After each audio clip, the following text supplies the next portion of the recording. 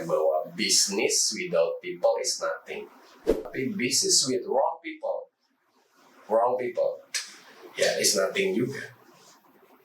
Jadi sebenarnya business with good people is something. Bisnis itu pasti tergantung orang. Yang menciptakan robot, yang menciptakan AI juga orang. Yang menciptakan ChatGPT juga orang. Pak Pungki, karyawan itu kan aset ya, aset bagi perusahaan. Begitu juga dengan SDM generasi muda sekarang, aset bagi bangsa. Betul. Ya. Tapi kalau saya lihat Pak, banyak pimpinan perusahaan ya yang masih menganggap urusan SDM itu nomor sekian Pak. Ya. Mungkin juga beberapa misalkan ya pemimpin gitu kan ya nggak nyebut lah gitu kan ya. Ada juga mungkin yang menganggap urusan SDM di Indonesia urusan nomor sekian juga gitu Pak. Oke. Gimana menurut Pak Pungki ini? Artinya kan apakah memang urusan nomor sekian Pak untuk kondisi saat ini? Itu yang sebenarnya perlu kita rubah mindset-nya bahwa business without people is nothing. Business without people is nothing. Tapi business with wrong people, ya is nothing juga. Jadi sebenarnya business with good people is something. Jadi ada business without people is nothing. Business with wrong people is nothing juga. Tapi business with good people is something. Jadi kalau kita bilang sebenarnya yang namanya bisnis itu pasti tergantung orang. Yang menciptakan robot, yang menciptakan AI juga orang. Yang menciptakan ChatGPT juga orang. Kan gitu kan ya. Jadi kita harusnya membuat orang bisa menciptakan orang yang good tadi, yang terbaik lah, best people. Nah, jadi kalau kita lihat, saya selalu bilang sama para business owner yang jadi klien saya, basically you have two homework. First adalah build infrastructure, secondly adalah build people. Itu serial atau paralel Pak? Itu paralel, nggak bisa serial, paralel. Kenapa? Karena kalau kita build infrastruktur dulu baru people, keburu bisnisnya hilang. Ibaratnya gini, ibaratnya kita punya infrastruktur software gitu ya, software terkenal apalah gitu, tapi orangnya nggak dibekalin gitu ya. Percuma aja beli software mahal-mahal nggak bisa dipakai gitu kan. Betul. Nah ini kita harus paralel. Jadi kalau kita beli software, beli aplikasi, orangnya juga ikut di develop dong di situ. Nah jadi tadi bisnis without people is nothing. Business with wrong people is nothing. Tapi business with best or good people is something. Maka konsepnya adalah kalau Anda berbisnis harus punya good people or best people. Kan gitu kan. Makanya saya bilang sama para business owner, sebenarnya kalau Anda bilang marketing duluan, production duluan, no, HR first. HR first. Once you get wrong HR person, your business is nothing. Once you get good HR person, your business is something. Jadi saking pentingnya. Saking pentingnya. Jadi saya nggak pernah bilang HR itu nggak penting. Saya selalu bilang HR itu penting. Kenapa? Karena Anda kalau punya lead HR-nya salah, nge-recruit orangnya salah, bisnisnya jadi kacau. Jadi artinya start dengan memilih orang yang tepat dalam ngurusin HR ya Pak ya? Iya. Begitu juga. Dan orang HR itu harusnya tahu bisnis, bukan orang HR yang cuma tahu H sama R. Hiring to retiring, ya nggak bisa. Jadi bagi business owner ataupun pimpinan dari di mana aja lah gitu kan Pak ya, ketika dia ingin memperbaiki atau meningkatkan kualitas SDM-nya, pilih head yang bagus gitu ya Pak ya. Karena head HR yang bagus akan menghasilkan orang HR yang bagus, akan menghasilkan SDM perusahaan yang bagus.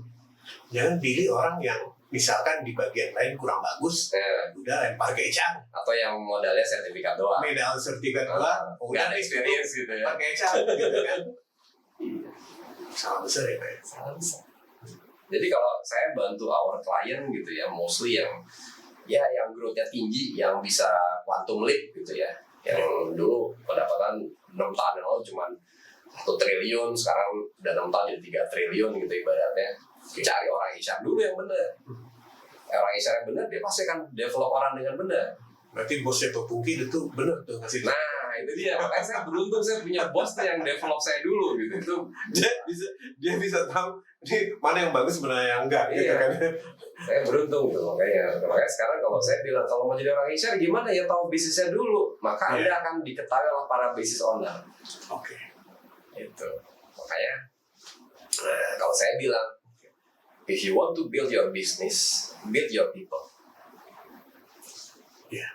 Build your people if you want to your business growing gitu ya. Iya. Oke. Jadi kenapa kita startup 1 dari 100? Maksudnya yang berhasil cuma 1 dari 100 startup. Ya, itu tadi kebanyakan karena salah ngerekrut orang HR. Ini challenge bagi orang HR. Iya, banyak gitu. Itu udah saya nemuin beberapa startup yang akhirnya saya bilang, wah lo kalau owner kayak begini, gue nggak mau bantuin, gue bilang. Kenapa? Salah. Owner itu harus mikirin gimana caranya dapetin orang HR yang bagus. Mahal is okay, no problem. Yang penting bagus dan lo bisa lihat impact-nya. Kalau ternyata orang HR merasa lo nggak bagus dan tidak bisa menghasilkan impact, ya lo ganti. Saya pernah Pak, atau bukan pernah, beberapa kali lah. Ya ngobrol sama teman-teman kolega HR lah. Ya. Sebagian ngerasa bahwa saya pengen perubahan, tetapi nggak didengar sama business owner. Artinya mungkin business owner nggak memandang dia gitu. Itu tadi karena pada dasarnya para business owner tuh maunya tahu orang HR yang tahu bisnis first. Jadi istilahnya kita nggak bisa nyalain business owner begitu aja. Kita juga introspeksi. Jangan-jangan kita yang nggak paham bisnis. Iya. Ketika kita ngobrol sama business owner, mereka nggak merasa kita bicara di dalam point of view dia gitu ya. Jadi kalau saya ngomong sama business owner, saya akan bilang HR first. Tapi kalau orang HR nih datang ke saya, business first. Terus katanya orang-orang kok mungkin kok jadinya dualisme gitu ya. Emang gitu. Saya kalau ngadepin business owner ya saya bilang HR first. Tapi kalau saya ngadepin Anda orang HR ya, business first. Karena kalau nggak gitu nggak nyambung nanti. Nah, ini menarik ya buat teman-teman yang khususnya yang work lifer yang sekarang di HR ya. Kalau udah terlanjur Pak, ya kan, udah masuk nih ke HR, urusan operation, administratif gitu Pak. Masih mungkin nggak sih Pak untuk memperkaya istilahnya business acumen itu Pak? Iya itu tadi, jangan merasa bahwa gue udah ketuaan. Saya biar udah tua gini masih belajar kok. Jangan merasa wah gue udah kelamaan gitu ya. Makanya kalau udah merasa nyaman, cepat-cepat keluar. Karena comfort zone is killing you softly. Semakin Anda nyaman, Anda nggak akan pengen belajar. Jadi kalau tadi, kebetulan saya orang yang suka tantangan, jadi ya saya belajar terus. Jadi baik lagi, kalau orang udah kelamaan, tetap belajar aja. Tapi yang Pak Pungki tadi di awal-awal ya, bahwa Pak Pungki HR lapangan gitu. Betul. Artinya kan Pak Pungki pasti banyak ngobrol dengan crossing departemen gitu kan ya. Banyak tahu bagaimana bisnis atau apa yang mereka lakukan, bagaimana antar departemen bisa bersinergi gitu. Itu juga sebenarnya salah satu cara ya Pak untuk meningkatkan bisnis acumen ya. Betul. Makanya kita tadi, kalau saya ketemu orang HR, business first. Begitu saya ketemu owner, HR first. Nah, bagi business owner ya Pak ya, apakah itu berarti, misalnya kita bicara pengembangan personal ya, kan mungkin ada, ya udah kamu ngambil sekolah bisnis lah, atau course gitu kan bisnis, itu efektif nggak sih Pak? Enggak ya? Enggak. Oke. Jadi kalau saya jadi business owner, saya nyari orang HR yang saya cemplungin ke bisnis. Coba kamu kerja sama finance, coba kamu kerja sama marketing, coba kamu lihat orang sales, coba kamu kerja di production, dia lihat tuh di pabrik tuh kayak apa sih? Itu orang HR. Saya cari orang HR yang mau nggak. Nah begitu ada penolakan dari production, dari sales marketing dan sebagainya. Wah, saya cari tahu nih, kenapa lo nolak orang gue, orang HR? Nggak Pak, saya kasih tahu dia nggak interest katanya. Nah berarti orang HR nggak interest sama production, sama sales, sama marketing gitu ibaratnya. Ya saya tegur dong orang HR. Saya udah bilang berapa kali, kalau jadi orang HR, business first. Tapi kalau saya ketemu business owner, HR first. Berarti mestinya itu harusnya jadi salah satu KPI dari HR ya Pak ya? Iya, business first. Business first ya. Mungkin itu termasuk yang core ya? Iya. Pak ya? Iya. Ibaratnya saya ngomong sama orang bisnis dulu nih. Yeah. Para business owner ya sama tuh kayak kita punya logo tuh kan. Ibaratnya if you get HR ibaratnya yang bagus, Anda akan get tadi you pay peanut, you get monkey. Kalau you pay bagus HR-nya, you get so many growth business gitu. Tapi once you get orang HR bayarnya murah aja di bawahnya orang finance. Are you sure? Saya bilang lah, you pay peanut, you get monkey. Masalahnya adalah balik lagi seorang HR tuh kadang-kadang merendahkan diri. Entah nggak pede, entah nggak kompeten atau apa, kadang-kadang merendahkan diri.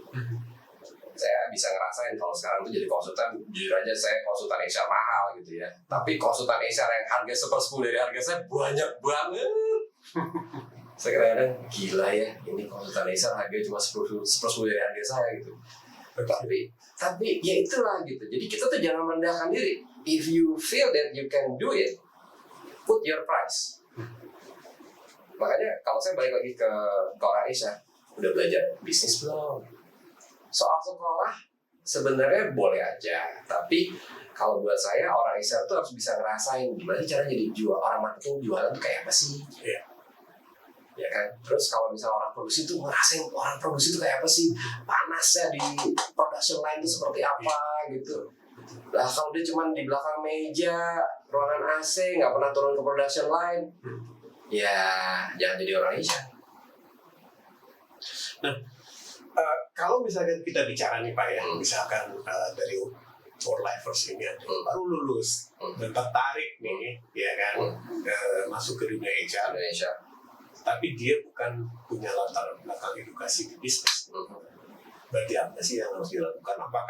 Apakah dia sudah dari awal harus membangun bisnis acumen dia atau HR-nya dulu Pak? Saya suka di apa ya, kalau di network tuh ada LinkedIn gitu ya, ibaratnya Pak, saya fresh graduate, gimana cara supaya saya diterima kerja? Terus saya bilang, pelajari bisnis perusahaan yang Anda lama. Bukan CV ya Pak?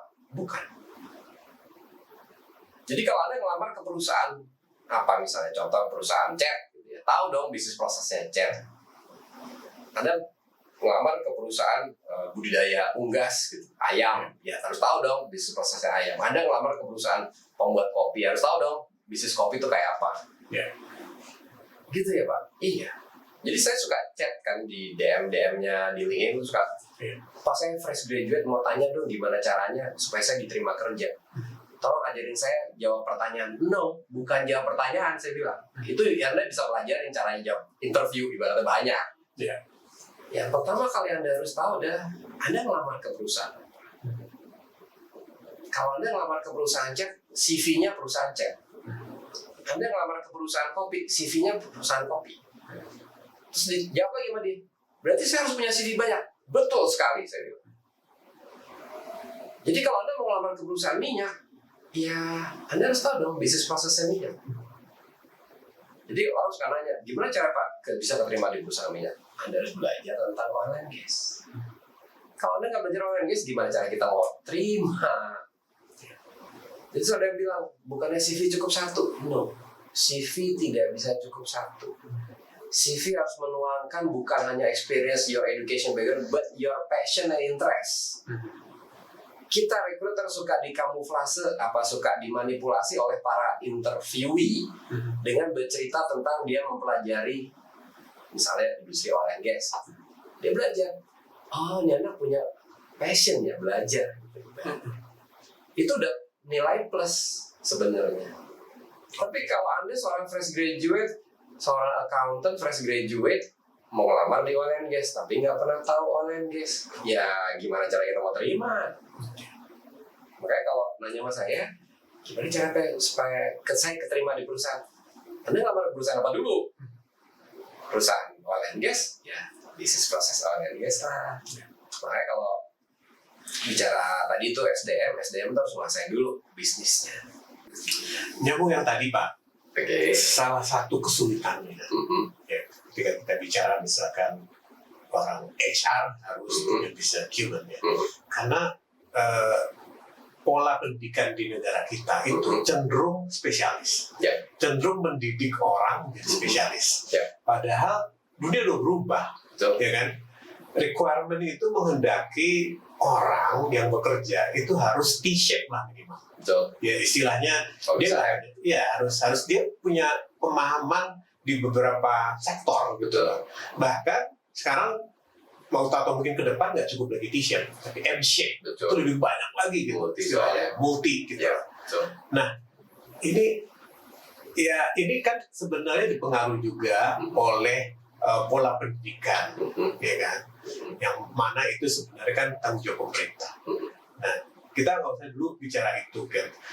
Sekarang bagaimana sih sebenarnya Pak pimpinan perusahaan gitu kan, atau HR ya membuat inisiatif untuk mengadres ini Pak bagi karyawan-karyawan? Yang perusahaan pemerintah kita nggak usah bahas ya. Nggak usah Pak. Karena itu agak menyedihkan itu jujur aja sih. Karena pemerintah tidak mempertimbangkan experience gitu ya. Jadi kalau pemerintah ya S1-nya apa, S2-nya apa, S3-nya apa harus garis lah ibaratnya gitu ya. Iya, betul. Nah sekarang kita dari sisi pengusaha. Dari sisi pengusaha itu harusnya melihat bahwa experience is the most. Experience is the most. Artinya kita harus bisa memberikan setiap pekerja itu mendapatkan pengalaman-pengalamannya. Iya. Nah, saya udah melihat beberapa BUMN sudah mulai menggeliat tentang internal job posting, internal job vacancy, whatever the name ya, di mana memberikan kesempatan kepada para pekerja untuk berganti posisi jabatan. Malah ada satu BUMN yang kebetulan kita tanganin itu setiap 6 bulan setiap pegawai boleh ngajuin lagi untuk mutasi rotasi. Setiap 6 bulan. Jadi setelah 6 bulan di satu posisi Anda boleh pindah, mengajukan diri, boleh. Nah, tapi memang belum ada batasan maksimumnya berapa lama sih dia di suatu posisi, itu belum ada. Tapi kalau istilahnya minimum sudah berapa lama, nah itu bisa mutasi. Artinya sudah ada gerakan-gerakan untuk membuat orang itu get more experience. Get more experience. Karena kalau dengan experience itu sebenarnya kita dapat banyak dibanding kalau kita cuma mengandalkan akademis. Nah, artinya apa? Kita meletakkan policy HR ini harusnya jangan membuat orang nyaman di satu posisi atau jangan membuat orang lama di satu posisi. Akhirnya apa? Orang mendapatkan pengalaman. Bukan pengalaman. Beda loh kata pengalaman dan pengalaman kan beda ya. Jadi harusnya kita di policy HR tuh harusnya punya istilahnya proses-proses dengan bisnis proses ya, dengan policy-policy yang membuat orang tuh punya pengalaman. Bukan pengalaman. Jadi kalau ada yang di apa istilahnya mendapatkan pengalaman, ya diingetin, udah kelamaan lo di situ, kan gitu kan? Nggak mau nyari yang lain gitu, nggak mau nyoba pekerjaan lain, ibaratnya seperti itu. Ini yang harusnya di-encourage oleh orang-orang bisnis dan juga orang-orang HR bahwa get more people to have experience is better than kita punya orang yang spesialis. Cuman kan akhirnya tadi pertanyaannya adalah kalau orang spesialis diputer-puter apa nggak jadi chaos? Iya. Gitu kan? Iya betul. Itu pasti ada ketakutan bagi itu para business owner juga awalnya mikirnya begitu. Iya. Terus akhirnya saya ajak ngobrol. Ayo Pak, kita ngobrol tentang kalau mutasi orang, Bapak dapat orang generalis, tapi kalau Anda nggak mutasi orang, Bapak dapat orang spesialis. Plusnya apa sih plusnya? Plusnya orang generalis bisa kerja macam-macam. M-shape. Bisa kerja macam-macam. Mau di-assign kemana aja, oke. Tapi kan butuh waktu, Pak. Butuh belajar lagi. Sementara bisnis kan udah lari kencang. Betul, Pak. Makanya bisnis itu perlu take a pause. Take a break. mutasiin orang itu adalah kesempatan kita bernapas Pak secara bisnis, saya bilang gitu. Iya. Oke, sekarang kita ambil, kalau Anda ambil spesialis, pandemi datang, spesialisnya kena COVID, terus meninggal, nggak ada yang gantiin, cari lagi susah, Iya. develop lagi lama, pilih mana Pak? Mikir kan akhirnya pengusaha? Iya. Iya juga ya, makanya jangan semua dibuat spesialis, jangan semua dibuat generalis, harus balance. Maka kenapa ada jabatan struktural, ada jabatan fungsional. Tapi pada intinya mau jabatan struktural atau jabatan fungsional, dapatkanlah pengalaman lebih banyak dibanding pengalaman. Ya. Gitu. Poinnya di situ sih poinnya. Jadi ini yang membuat even misalkan seseorang spesialis, tetapi dia punya pengalaman generalis, sehingga ketika melihat suatu masalah, perspektifnya bisa banyak kan Pak? Betul. Gitu ya Pak ya? Iya. Nah, cuman kan oke, tadi misalkan ada ketakutan ya dari pimpinan perusahaan Ya. atau bisnis owner. Ini gimana nih perusahaan apa namanya deep ya, tapi memang itulah investasi kan Pak ya. Pak Bugi bilang perlu task kan ya, Iya. ya kan, untuk sustainability. Betul. Tapi ada juga kan Pak, udah dibuat nih sama perusahaan misalkan kayak gitu ya, kesempatan seperti itu. Tapi ketika ini di challenge ke karyawannya Karyawannya nggak menarik. karyawannya nggak mau misalkan gitu ya. Ya. Ada ketakutan untuk keluar dari Comfort zone. comfort zone dia. Itu gimana Pak? Tetap saja perusahaan harus menyediakan atau pengusaha harus menyediakan yang namanya infrastruktur tadi kan. Iya. Saya punya klien, di salah satu klien saya mengatakan bahwa kita punya 90 days journey. 90 days journey, 90 hari journey perjalanan. Artinya apa? Artinya seseorang bekerja di sebuah jabatan di perusahaan itu dikasih kesempatan untuk merasakan pekerjaan lain dalam 3 bulan. 30 hari boleh, 60 hari boleh, tapi maksimalnya 90 hari. Iya.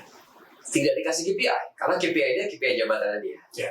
Tapi once dia dapat experience, misalnya realnya, ini ada orang IT pengen nyobain kerja di finance, dikasih kerjaan finance, bisa. Iya. Dia akan get, oh paling tidak gua tahu kerjaan finance. Iya. Balik lagi ke IT nggak apa-apa. Atau orang IT suruh kerjaan Marketing, sales, boleh. Ya. Jadi ketika dia ngedevelop suatu sistem, Dia tahu dong. dia tahu bahwa oke, mana yang ini akan mendukung sales gitu kan, Betul. yang user friendly Ya. atau tidak gitu. Tapi balik lagi, kalau perusahaan tidak menyediakan tadi infrastrukturnya, menyediakan 90 days journey program, memberikan kesempatan setiap 6 bulan Anda bermutasi, rotasi, ya salah. Oke. Terus misalnya sama manajemen, enggak, HR, karena HR nggak pernah ngusulin. Jadi mungkin perlu juga untuk disosialisasiin ya Pak, Iya.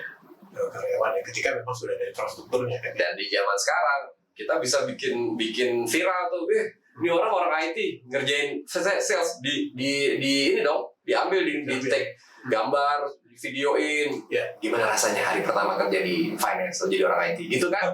Suruh komentar. Ya menarik gitu kan. Nah itu kan taruh di medsosnya perusahaan kan? Ya. Wah, ada IG-nya cerita tentang pindah. Orang tuh akhirnya cerita, dulu saya ngerjain kerjaan yang sifatnya misalnya administratif tuh tiba-tiba kerjain lapangan. Ya. Ya, ternyata bisa. Gitu lah. Ya. Ya. Dulu saya ngerjain kerjaan yang istilahnya tuh yang operational. Ya. Terus tiba-tiba ngerjain administrasi. Ternyata bisa juga. Gitu. Itu begitu ditaruh di IG live, atau mau taruh di IG-nya perusahaan gitu. Kan orang lihat, iya kan rumahnya nggak ya, kan gitu kan ibaratnya. Ya. Ibaratnya itu media sosial kan istilahnya mempengaruhi sekarang, mempengaruhi para pekerja lain untuk itu berhasil ya. Kenapa gue nggak nyoba? Ibaratnya kayak gitu kan.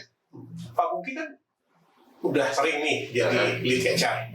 Itu Pak Bugi terapin nggak? Harus. Nggak bisa enggak. Jadi kalau saya punya psikolog, pertama kerja di bagian rekrutmen, terus kalau mau kamu udah 3 tahun di bagian rekrutmen, nggak bosan apa? Bosan Pak? Ya udah, pindah mana?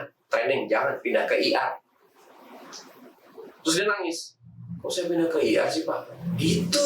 Kamu bisa lebih pintar daripada sarjana hukum, saya bilang. Kan saya psikolog Pak.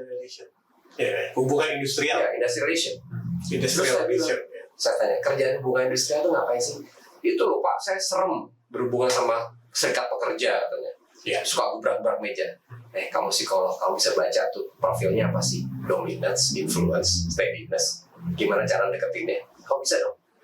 Baru dia mikir, iya bisa juga ya. Ya udah, pindah ke IR. Ya. Banyak lah ya. Saya punya banyak anak buah yang bukan spesialis, banyak kan generalis. Ya, jadi kalau ya banyak lah anak buah saya yang mungkin backgroundnya tiba-tiba teknik industri, ngerjain hubungan industrial gitu kan. Sekarang jadi pembicara hubungan industrial biasa itu namanya. Tapi menurutnya bisa kaya ya Pak ya, karena dia melihat sesuatu dari banyak perspektif. Nah Pak, ini kita udah masuk ke sesi terakhir ini.